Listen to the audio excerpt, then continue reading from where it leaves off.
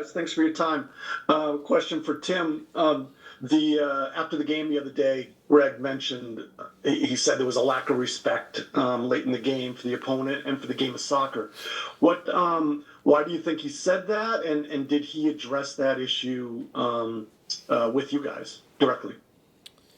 No, I think that what he's trying to say there is that we played into exactly what Colombia is good at, and that's the transition game, and we didn't we didn't do enough to mitigate that type of game in the last kind of 30 minutes, and I think that's really what he's getting at when he says that. Next will be Jonathan Tannenwald from the Philadelphia Inquirer. Thanks, Michael. Either of you guys are welcome to answer this question. In hearing not just from Greg on Saturday, but also from some of the players who we spoke with after the game, it sounded at least like there was a lack of not just some of the tangible things, but the intangible things that we've seen over the years from this team in terms of some intensity and things like that. And I wonder what you think may have caused that and what you think may fix it. Thank you.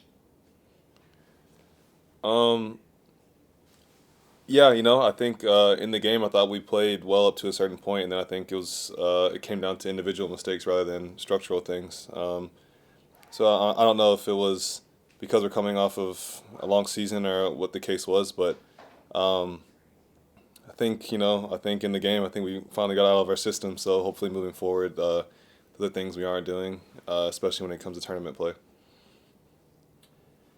Next is Jeff Carlisle from ESPN FC.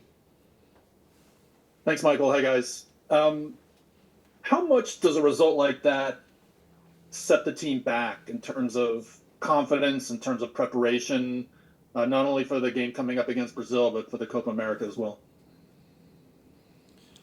I don't think it sets us back. I think it gives us a good opportunity to learn, to understand where things went off the tracks. I think it's always, listen, and I've said it for a long time. There's something that you can learn from each training session, each individual game, each individual performance. So I don't think it sets us back, but I think it puts us in a good position to move forward and understand kind of where we need to go, where we need to go from here, but also what we need to do on a consistent basis. And that's, like we just said, the intangibles, the things that we know we are good at. Next will be Kyle Bond from the Sporting News. Thank you, Michael. Thanks, guys, for your time. Tim, when you're sitting on the bench watching, a defender kind of put his hands up looking for a pass, have no options, and then just kind of chuck it up the middle, when you say you learned things, this is an opportunity to learn things and move forward. What did you learn from that game, both, your minutes on the field and then watching the final bit from the bench? I think from being on the field, you learn how much these games mean to other teams. I know we talk about these being friendlies and they're not necessarily you're not playing for 3 points or moving on in a knockout stage, but you understand and start to get a feel for what those games are going to be like, and it's we're moving into tournament play after this week. So knowing what it means to them, I think it needs to mean as much, if not more, to us, and that again, that goes back to the intangibles, the fight and the will to try to get a result. From being on the bench, you get a different perspective and different understanding. What is working? I mean, it's hard to analyze and see everything while you're playing. I know everybody likes to think it looks so easy from the side or looks so easy from up above, but you do get a different perspective and an understanding that maybe guys need to make this movement or make that movement or make this decision instead of the decision they make. So it's a learning experience, and I know a lot of us and all of us play at a very high level at big clubs and big leagues, but again, it's still something that you can learn up until the day you retire. Next is Ron Blum from the Associated Press. Hey, Tim. Looking back at the last game of the season against Luton, captaining the team then, did that have the feeling at all of a valedictory for your time there? And how far along are the talks with MLS and Charlotte? No, I mean it was nice to get a game going into this U.S. camp.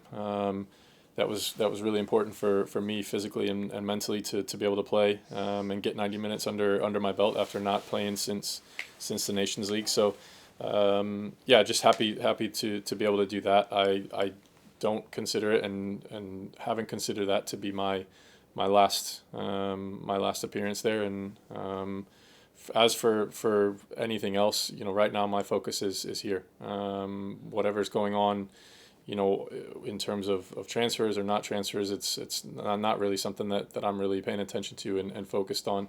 There's a job to do here with this group, and that's where my focus is 100%. We'll go to Mike Waitala from Soccer America. Yeah, thanks for the time. Historically, how much does the team adjust its approach or tactics depending on the opponent that day? And do you foresee tactical adjustments, even formation adjustments going into the friendly against Brazil and Copa America?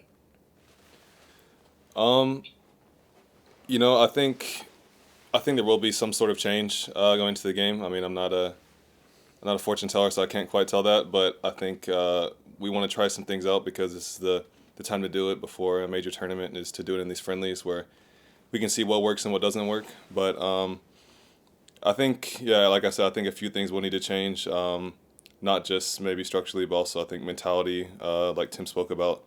When you play these types of teams, even if it's a friendly, you can kind of tell the spirit, the fight that they have. And so, I think for me, the one thing that we really need to change is our mentality. Thanks, Michael. First for you, Chris, we saw both Canada and Mexico. They had their bounce back from their first friendlies for this Copa America with their performances. The positives that you take from Saturday, not only the goal that Tim scored, but having other chances. What any of positives do you take away, at least from Saturday, to build on for not only Brazil, but now going to Copa America? And for you, Tim, you having that bomb on Andres Pereira at Fulham, can you talk about the personality that he is and the competitor that he is, how you want to get the victory over him on Wednesday? I'll start. I think some of the positives that we can take from the game is that, we did play with one of the best teams, or at least one of the favorites in Copa for 65, 70 minutes. I think, again, we watched the tape back. I think almost all of our goals were goals that we gave to them rather than completely being broke down. So I think a positive is that, if we it's hard to say if we can deplete, human error, that we do a lot better. But I think it's small mistakes that we know we can do better. So I think those are two positives that we can take out of that game. Yeah, Andreas obviously is. He'd been out of the Brazil squads for quite some time, and him coming into Fulham, he's obviously a very, very gifted, very technical player, as all of the Brazil squad is. So you just add him into that mix. But he works hard. He's a very, very hardworking player, very good at pressing, and one of those guys that you're just annoyed by when he's on the other team. So obviously, whenever you play against anybody that you're teammates with at club level, you want to get one over on them.